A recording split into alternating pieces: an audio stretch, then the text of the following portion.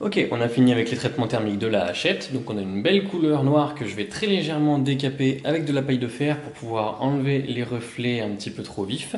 On va pas trop toucher aux zones que j'avais retravaillées, au papier de verre avant la trempe parce que j'ai envie de conserver la bonne coloration. Par contre, on va maintenant s'attaquer aux finitions sur la lame et puis ensuite on fera le manche. Allez, c'est parti.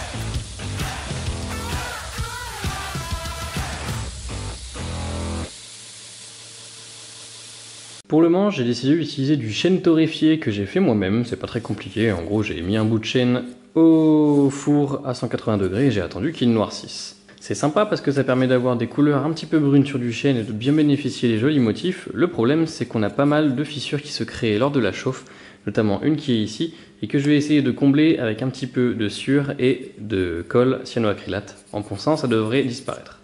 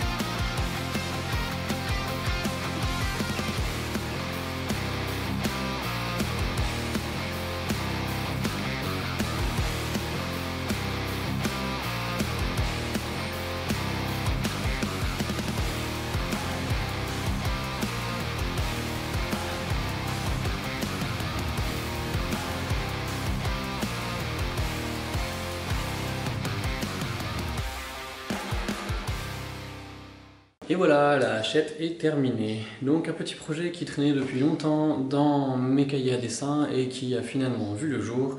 Ça m'avait manqué de faire des hachettes, c'est pas quelque chose de facile, mais de temps en temps c'est assez rigolo à faire. Quelques petites caractéristiques, on a donc de l'acier XC75 en 4 mm d'épaisseur sur une hachette montée en plate semelle, pas forcément idéal pour de gros travaux, mais en gros elle va pouvoir faire tout ce qui sera abordable par un couteau de camp et elle va le faire mieux puisqu'on a un meilleur levier. Donc tout ce qui est abattage de petits arbres et éventuellement refente de petites sections, il n'y a pas de problème sur cette hachette là. J'ai arrêté les plaquettes à ce niveau-là, de cette manière, si jamais on coupe sur toute la longueur du tranchant, on ne devrait pas taper le manche. Et en affinant les plaquettes, ici ça permet d'avoir une prise qui est très confortable, même si on n'a pas de plaquettes ici. Tous les bords qui sont nus ont été arrondis, donc on a un très bon confort là-dessus. Et j'ai pu jouer un petit peu avec les textures brutes de trempe en laissant cette partie-là brute ainsi que les plats. L'intégralité de la tête de la hachette est trempée, donc ici on va pouvoir s'en servir comme brise-vitre. Et on a également un autre brise-vitre ici. Tout ça est accompagné d'un manche en chaîne torréfiée qui a un aspect un petit peu de morta et que j'aime beaucoup. Et enfin, dernière petite caractéristique, c'est le tranchant que j'ai laissé très épais. Il est un petit peu plus épais d'1 mm et j'ai un gros tranchant convexe, ce qui fait qu'on devrait avoir une excellente tenue de tranchant. Voilà, j'espère que ce projet vous aura plu. Si c'est le cas, n'hésitez pas à liker la vidéo, la partager et à me dire ce que vous en avez pensé en commentaire. On se retrouve à la prochaine dans une future vidéo et d'ici là, portez-vous bien. Salut!